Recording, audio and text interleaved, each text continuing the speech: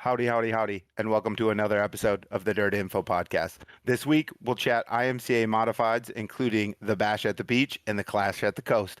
We'll also touch on USRA modifieds with the USMTS and ARMS kicking off their season from Hardo, Texas. We'll also touch on the UMP mods firing up a rebirth of a series, the Northern All-Stars Modified Dirt Series, which kicks off at Brownstown. There's also some late model action that we'll touch on, and as always, we're going to send you home with one for the road. Yes, and if you want to find us, we're on YouTube, Spotify, Apple, for just the podcast. I'm not missing anything. No, for the podcast, that's the best place to find us. We're everywhere, or most everywhere, on social media for other stuff, but the best place to find the podcast is those three. And then if we want to jump into Josh, you went to some Monster Jam event, not necessarily racing, although they do racing. I don't know if they did it They when you were there, but they did race, which was actually kind of it was kind of cool because it was supposed to be the two digger trucks, the Son of a Digger and Gravedigger, facing off in the finale. But Gravedigger was unable to start his truck after a safety restop, so we got a substitute in. But it was definitely fun. I took the boys. We had gone one other time. The boys and I had gone one other time way back in Alabama when we lived in Alabama and I was going to school. And so that was a small arena show. This was kind of cool to see like a big like stadium football show. stadium. Yeah. So that was pretty cool. It was mostly kind of what I remembered as a kid. Lots of big jumps, and they destroyed less cars and stuff. I think Yep, that was one thing that they they did.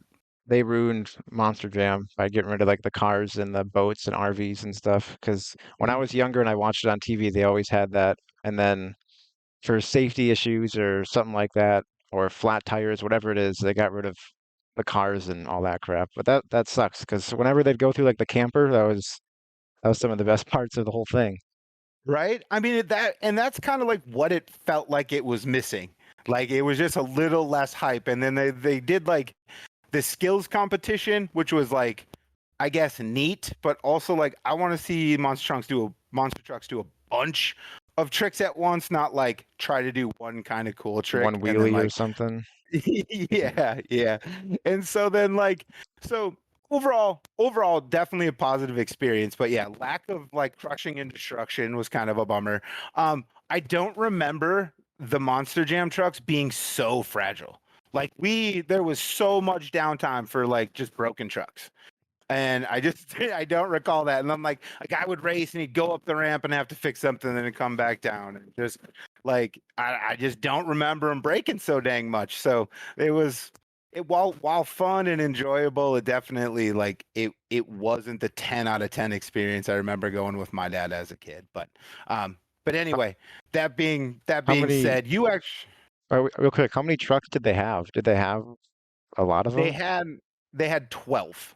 Okay, 12 total. I feel like those bigger shows, like in the football stadiums, the ones that would always be on TV when you're a kid, they'd have like maybe it just felt like it, but I thought they had way more than that when I was like close to 20, I feel like when I was younger. Yeah. But Yeah, I remember again going with my dad as like a teenager. I sort of feel the exact same way that there was significantly more trucks.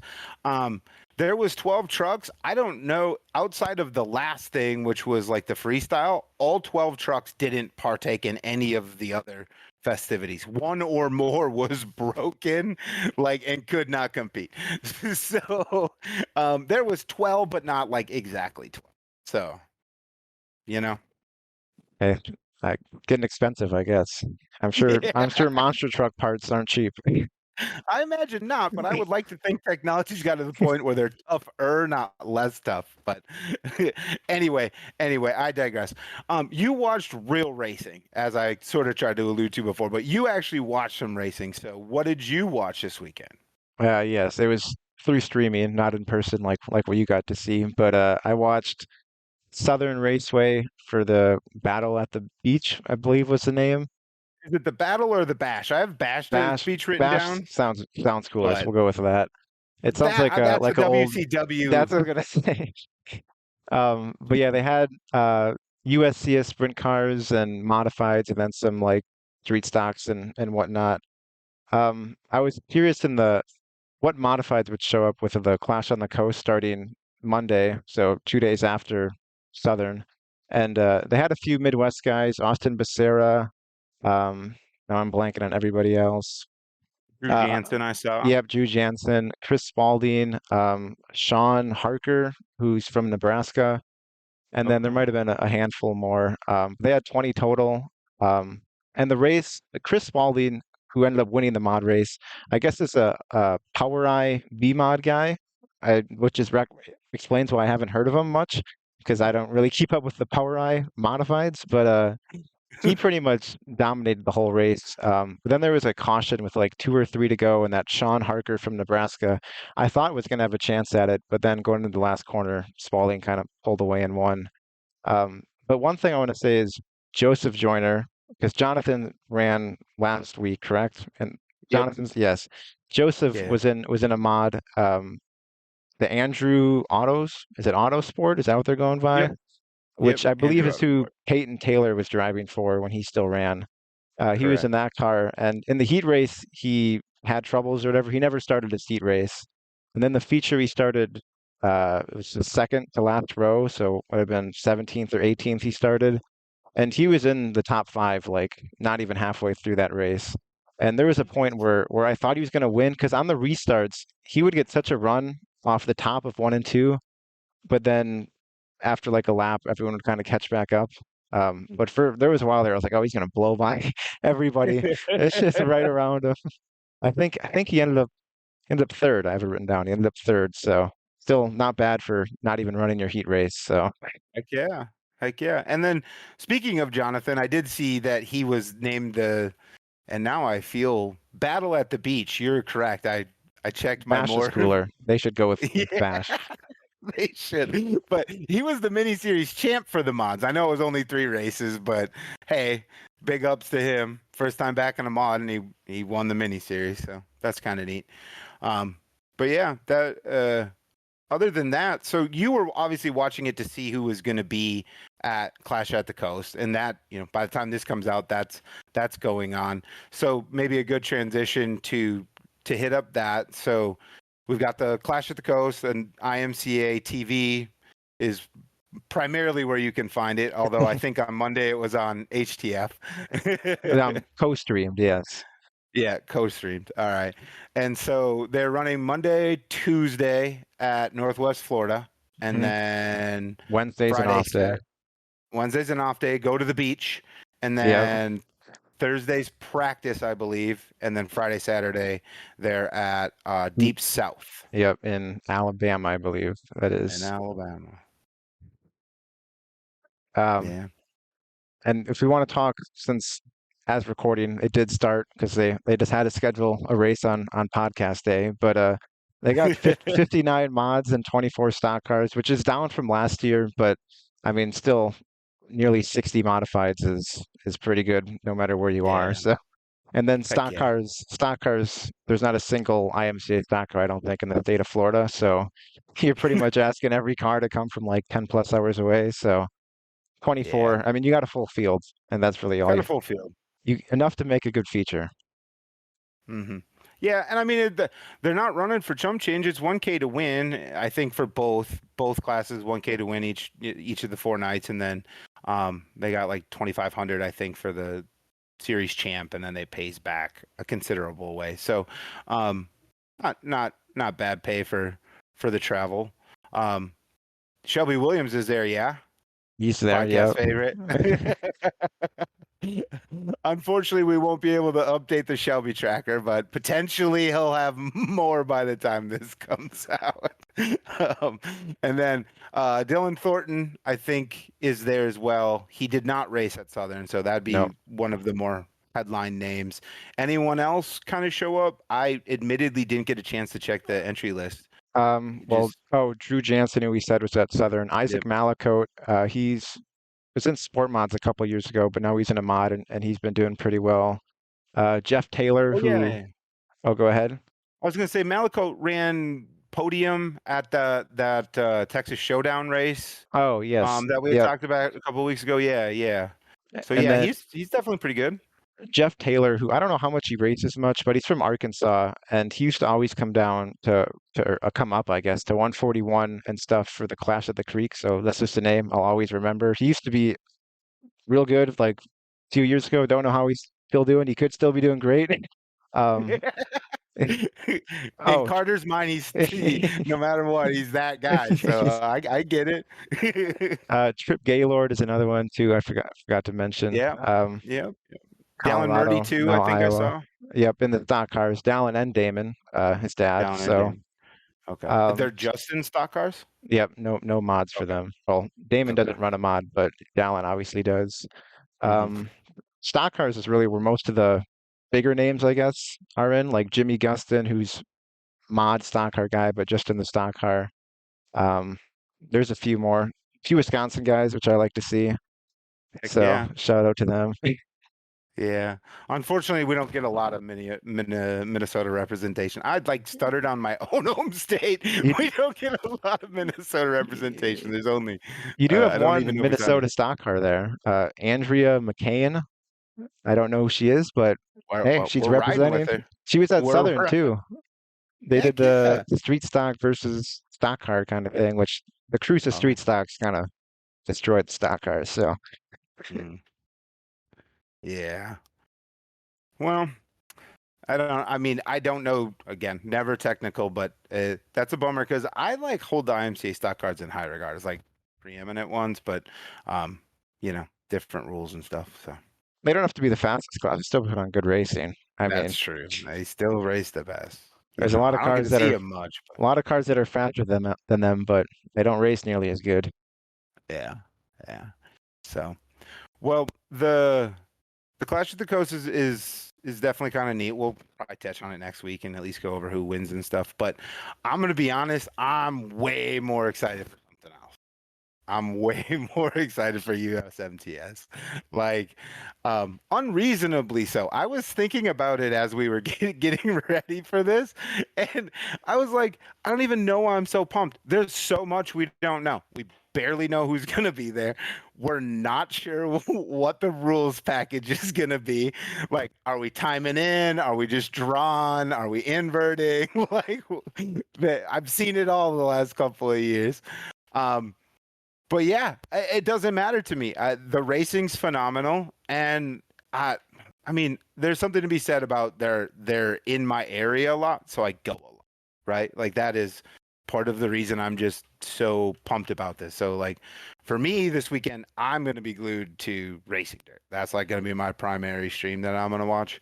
But so I know USMTS isn't like your jam, so I'm gonna do my best to kind of like I don't know, maybe give you a little bit of info so when I want to nerd out and talk about this throughout the year, you'll both the listeners but also you just Carter will have some background and be able to at least not think I'm speaking foreign language. I should add, I know like who the drivers and stuff are, Okay. like the top guys. I mean, some of the regional guys that run the Heartland Tour or whatever else there is. I don't know all of them, but like Harry Fair enough. Phillips, Ronnie, I know who all those guys are. But yeah, Yeah. I just don't follow it. It's not on anything Right. I got like streaming wise, and they never come to Eastern Wisconsin. So the closest race for me is I think Cedar Lake. They don't go to Yeah. Mississippi Thunder, right? Not this year. Yeah, so No. Cedar Lake would technically be the closest 4.5 hours away from me. So Yeah. Yeah. Well, I mean, there's going to be a lot of them at the Midwest or the Modified World Championship. So like and I've seen you at Deer Creek before or MTS. I can't speak for crap. I've seen you at MTS before, so maybe we'll get you there. But there's you're gonna have to rely on anyway, some rainouts for me to show up there. but anyway, so yeah, so this weekend they're doing like kind of a joint show, the American Racer Modified Series, which is kind of like the southern most regional of the regional pods that they have working with USRA. They're going to open the show on Thursday. The two-time reigning and defending champ Joe Duval, I suspect, will be in attendance. And I think that'll just be a good I suspect every USMTS guy that's going to run on Friday is going to run that on Thursday. So it's basically like we're getting 3 USMTS shows, but one's just an arm show. Jim Chisholm, I think, is definitely confirmed to come back and defend his title. And yes, I know you know who Jim Chisholm is. Yes. So not going to belabor that. But last year's champ won the Mod War 100, I think second in the big deal. Anyway, hey, Carter, did you notice that fancy thumbnail we had for this episode?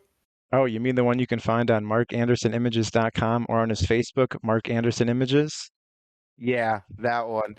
Also, just want to thank Mark so much for teaming up with us. We'll be using his photos throughout the year. Mark's a track photographer at Ogilvy and Princeton, so I'll definitely run into him at least a little bit this season. But all the same, thanks, Mark. We appreciate it. He had a big year. He made a lot of money. I know Tanner Mullins is going to be in attendance. I suspect he'll probably run the full USMTS tour as well. He's come close to winning it a couple times, and he's always a fan favorite obviously for me. His car's bright pink and white and blue, and that is obviously the DirtInfo colors. It was not cropped from that, but a happy coincidence nonetheless. And so I suspect Rodney Sanders will be back and run the thing. He's won the series a few times too.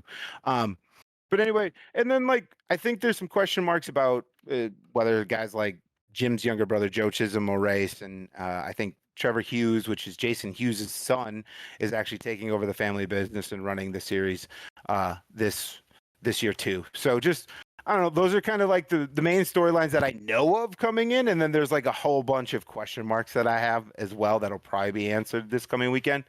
But I think a little bit, we were having this discussion in the Discord, and I think it's kind of worth mentioning here as well. But another reason I really like USMTS is because there's a ton of dudes who end up in late models and doing pretty well.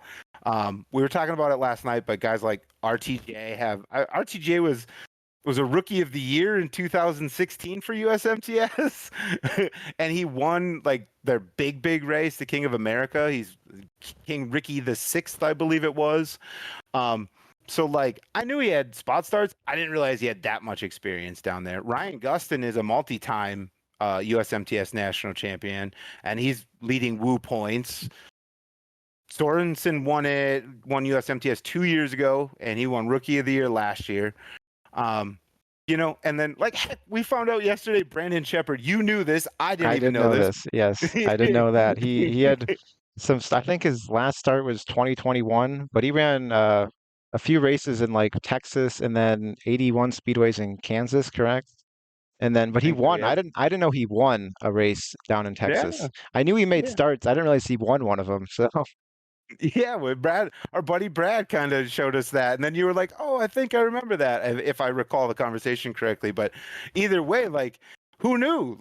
And that's when Brandon Shepard was already Brandon Shepard. So I don't want to imply he stopped on his way through or anything. But even the big guys go back. Jimmy Owens has run a bunch of it.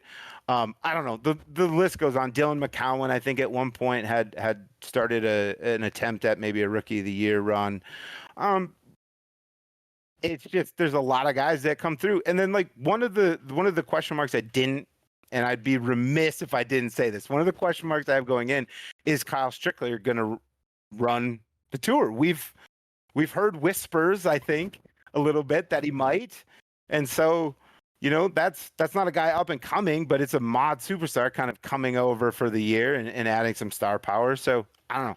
I just really like USMTS. Have I made that clear yet? well, good news is Strickler didn't show up at the Clash on the Coast, so there's still a chance. There's still a chance he could be in Texas.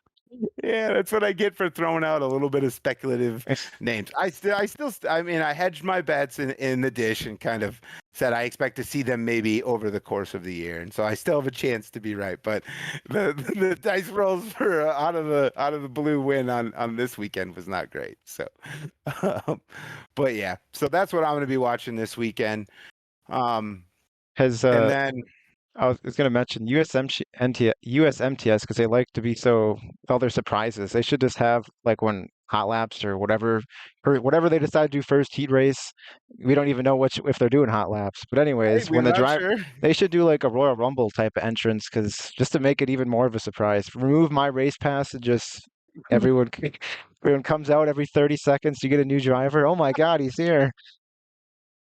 I mean, it sticks with the wrestling theme. It feels like we've had today on this episode, right? Just every 30 seconds, another guy hits the track, and Exactly. we're not even sure what's going on. Whoever runs out of fuel, I don't know. No, but like it is interesting. 2 years ago, or maybe it was 3 years ago now, they ran a group qualifying in a four invert, and then the next year they show up and they run group qualifying, and it's all of a sudden a six invert. And then, like midway through the season, they just went back to like the normal draw passing points, and that's what they ran primarily last year. So it's just like I don't know, but they Didn't are the they? pioneers. They're the pioneers of the mod world, I believe, of the choose cone. So they are trying to make that product look good. Weren't they running B mains, but everybody transferred to at one point? Wasn't that a thing? I think there was a show or two where that happened. Not a fan of that. Unfortunately, not on me either. It's a very rare. I mean, they usually have good car counts, and I'm not trying to defend him. Last year was a down year. That's another one of the questions obviously I have coming in is like what are the car counts look like? Hopefully, fingers crossed, they're going to be up a little bit because, last year like Deer Creek, the Jamboree didn't. I mean, it was a month earlier than normal for sort of maybe reasons out of their control, but a month earlier, and it didn't feel the same, and car counts were kind of a little down, and so I don't know. Hopefully we're going to see numbers go up, maybe with a lighter schedule, like we highlighted a couple weeks ago, and a little bit more consistent pay, and the regional series to keep the guys busy. Maybe we'll just see more of them. That's what I'm hoping for.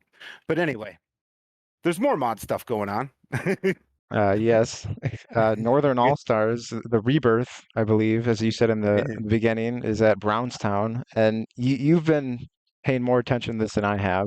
I just know what 1,500 to win, I believe it is on Saturday. Yep. Yep. 1,500 to win. And then, I mean, they have, I wish I had checked the schedule more, but I think they have, somewhere around 8 to 10 dates sort of already pre-announced, and they maybe hinted at some bigger events coming forward. But with what they've got now, they're 1,500 to win every race, so that's the just the payout per race, unless specified, and then 5K to the season champ, which I think is kind of cool, and then they got a points fund paying all the way back through top 10. And then I think Rookie of the Year gets $1,500 sponsored by Arizona Sports Shirts. And then Todd Steel Buildings is doing 1,000 for the year-long hard charger as well too. So some of those names look familiar for sponsors and stuff, so you can kind of tell the influence maybe. So this is definitely something James Essex is doing. He's doing it in conjunction with they rebirthed last year, I think, or maybe 2 years I think ago. it was recently. The Northern All Stars late models, and so now they're doing the modifieds with that too. And so, the late models run this weekend too at Brownstown on Saturday for 5K to win. But yeah, as far as like the Northern All Stars for mods, I don't know much of who's going to be there. I saw Cole Falloway on a poster, and I saw Ryan Thomas on a poster. And so we've mentioned those guys before on the podcast, Cole Falloway more than Ryan Thomas, but they're both pretty solid guys. So if just those two show up, that's enough for a race, and it could be a good one. But I suspect we'll get more than that. I wouldn't be surprised if we get like some Illinois guys and stuff. I mean, it's another one of those. There's very few options in the Midwest right now. Mm-hmm. So if you can run somewhere, a lot of guys like to take that option if they can. But this series kind of feels just like Mars, like a little smaller schedule. But it's like, there's the Mars late models, and then the Mm-hmm. mods are kind of like the support class for a majority of the shows. That's kind of how it is for the mods, it seems. The Northern All Star modified, I should say. Yeah. Yeah, and I mean, I don't totally hate that. I mean, if you're able to, I I think we saw Volusia. I hate to speak out of turn, but I think they're only running for 1,000 at one point to win the features. So this may be a little bit more. Maybe there was 1,500 now, but I don't know. It just, the payout seems pretty decent for UMP. I'm not going to go on a limb and say it's super good, but it feels strong for them. And 5K to first 10 races or so ain't terrible if you can win the championship. So, it's pretty. I'm just interested. I like that James Essex is doing it, and like you said, even if it has to be a sister series, at least the mods are getting shine. Just like with the Mars, at least the mods are kind of getting a regular touring schedule, even if it's in support of another one. I personally don't hate it, and I think it's a good point, and hadn't thought about it until you mentioned it. I feel like it's nice to kind of have like a lower series because then you kind of always got a support class for your events, that like who most of the drivers are, or if there's going to be a ton of cautions or not kind of thing. I mean, obviously you're going to Yeah. have guys that aren't always there, but I feel like it's nice to kind of have support class for your main series. It kind of works out. hmm Yeah, and it adds to the quality of the show. I mean, just truthfully, right? If you're getting 10, 12 mods to travel, and then maybe you can, link up with 10 to 12 from the track there, then you've got a full field of cars, and a good fair bit of them are fast and travel, and you see them at Volusia and stuff like that, and yeah, I think it's a good product. I think it's a good idea, and it keeps the show moving. In and out, right? You and IMCA folks, you like a quick moving show. I love a quick moving show. So, um, yeah. So that's speaking of late models. I guess we kind of worked them in there with the Northern All Stars mods, but there's another late model show going on. This one is a MLRA tribute show. So it seems appropriate that we should mention it. And that one's happening at Springfield Raceway in Springfield. Missouri, Yep. home of the Turkey Okay. Bowl. Home of the Turkey Bowl. Yeah, I think I saw they're running for something like 5 and 10K this weekend, so fair bit of money. I've been hearing the weather looks great. Gordy Gundaker, who I think's the only person I've seen confirmed going, said the weather looks fantastic. So Yeah, I think it's supposed to be in the 60s or something, which is funny because they had snow, I think, like a week ago. They were plowing mhm. the snow off the track, I think, on Sunday. So Crazy.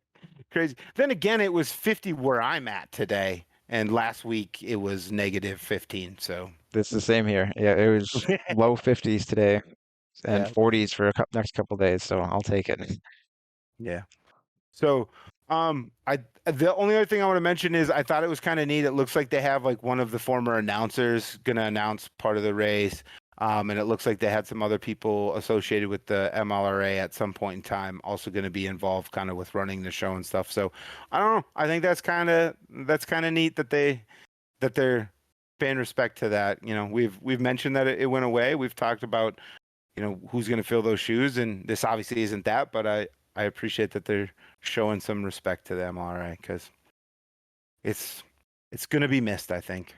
I think too they'll get a solid car count given I don't really know. I mean, the only other late model stuff is Southeast. So I mean, a lot of Yeah. those Midwest guys got either stay home or go there. So I'm Yeah. sure I'm Or sure we'll get some former MLRA guys too. So probably, or Brownstown, but yeah, I mean, Brownstown. That is true. yeah.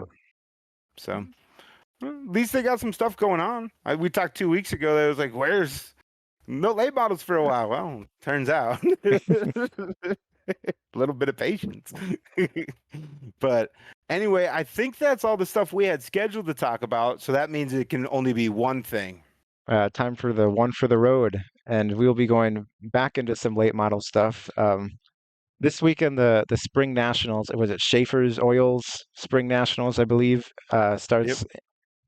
kicks off this weekend at Swainsboro on Friday and Sonoya on Saturday. I believe it's yeah. I couldn't remember if it was That flipped, sounds but right. um, Yeah. I think it's 7,000 and like 53. Ray Cook always does that with his thing, but and then 10,000 on Saturday. And I'm curious to see who will be there because I'm sure we'll get. I think Dotson's going to something around. I think he's going to that. There's a few others that are going to just some races in that area. I mean, where else are they going to go? I guess go all the way Right. to Springfield. take the trip out west. But yeah, I always like watching like the Schaefer's Oil stuff. I think it's Southern Nationals. The one in the summer, I always like watching because you never see Mhm. those tracks that often. Like you might see True. them like Sonoya, you see once for the Castrol deal at the end of the year, and then other than that, it's just the Schaefer's Oil stuff. And then Swainsboro, I've pretty much only seen with that. So it's just nice to see a new track every now and then instead of one Mhm. where you see it seems like 15 times like throughout Yeah. the year, like I, an Eldora or Knoxville or something like that. yeah. So interestingly enough, I believe 3 years ago, I think it was. I think I watched every single Southern Nationals race. This was like when I would like got heavy into dirt draft, and I was like lamenting. I started after the season had started, so I was like lamenting that I couldn't play any of the leaderboards and I didn't have to have a chance to win anything. And then they started the Southern Nationals, and I was all in, and I finished second. I've finished second more than once. I definitely have, but that was my first heartbreak. I've never won one. But so to your point, I remember I think there's a track called Wythe, Yep. Wythe. I think it's in Virginia, and it's just gorgeous.